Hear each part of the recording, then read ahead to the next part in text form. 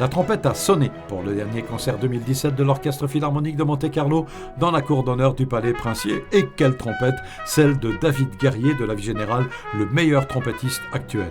Titulaire de nombreux grands prix internationaux, il a été 2 fois soliste international de l'année aux Victoires de la musique. David Guerrier, avec l'Orchestre Philharmonique de Monte-Carlo sous la direction de Marc Albrecht, a interprété le concerto pour trompette en mi bémol majeur, la version originale de Johann Nepomuk Hummel. C'est vrai que ce concerto de Hummel, il a un charme incroyable avec son premier mouvement assez vif et très classique, avec vraiment quelque chose de presque romantique dans l'énergie. Ensuite, le deuxième mouvement presque italien, une espèce de cantabile très beau, très vocal. Enfin, c'est vraiment très joli. Et puis le final assez brillant. C'est un beau concerto pour trompette, c'est vrai.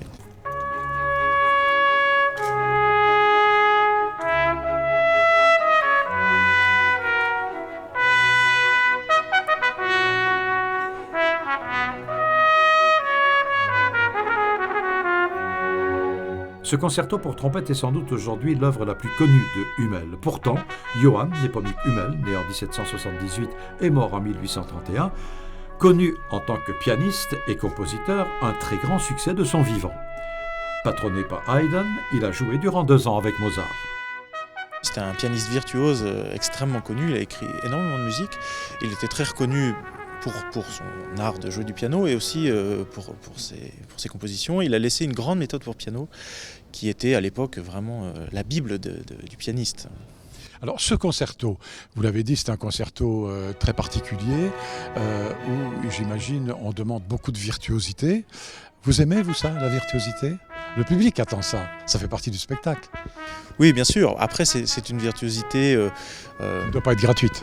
Non, qui n'est pas gratuite. C'est vrai que dans ce concerto, le troisième mouvement, c'est un mouvement assez brillant, mais il y a vraiment ce côté classique viennois très présent, donc ça doit rester extrêmement élégant. Et c'est pas une virtuosité si démonstrative que ça.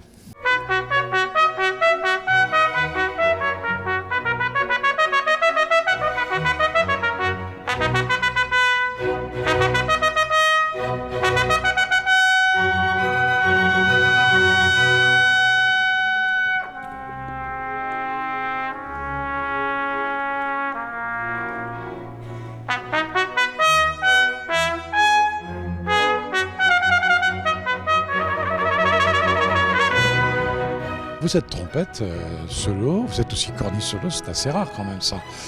Qu'est-ce qui fait que vous avez choisi cet instrument finalement très jeune? Je crois qu'à l'âge de 9 ans, vous avez commencé à travailler la trompette. En général, les parents, il vous faut faire du piano, au pire de la flûte. Vous, la trompette, pourquoi? Alors j'ai commencé par le piano effectivement, mais j'ai toujours voulu jouer de la trompette. Je pense que j'ai entendu chez mes grands-parents un disque de Maurice André quand j'avais 3 ans et ça m'a marqué vraiment et j'ai demandé à faire de la trompette à partir de mes 3 ans jusqu'à ce que je commence vraiment à en jouer à 9 ans. Vous avez gagné d'ailleurs le concours Maurice André, non? Oui, en 2000, c'était une grande émotion parce que c'est vrai que Maurice André, c'était un musicien extraordinaire et extrêmement généreux et c'est vrai que j'ai pu le rencontrer un petit peu avant et de gagner le concours qui porte son nom, c'était vraiment une grande émotion.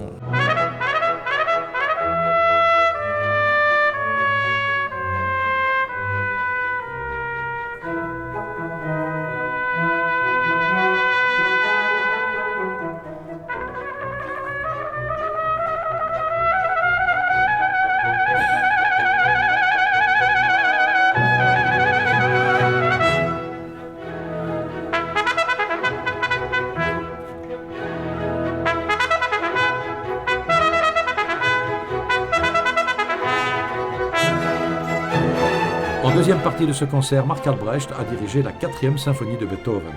Berlioz a dit de cette symphonie qu'elle était presque entièrement consacrée à la joie. L'œuvre idéale donc pour conclure ce cycle de concerts dans la cour d'honneur du Palais Princier.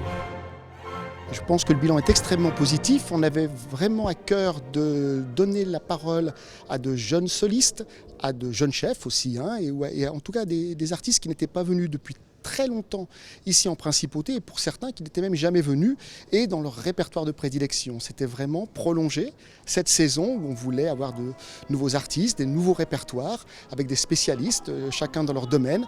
C'est prolonger ce plaisir et apporter au public du Palais voilà, des musiques diverses et variées et vraiment avoir 6 soirées exceptionnelles ici même. Le public qui a été très nombreux. Public très nombreux.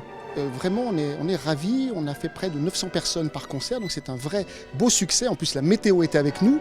Il a fait chaud, mais pas plus que ça. Pas trop d'humidité, ce qui est important aussi, notamment pour les cordes. Pour les solistes, voilà, des conditions vraiment idéales pour terminer cette saison qui était magnifique et qui donc clôturait ces concerts, clôturait donc la première année de Maître Yamada comme directeur artistique et musical de l'OPMC.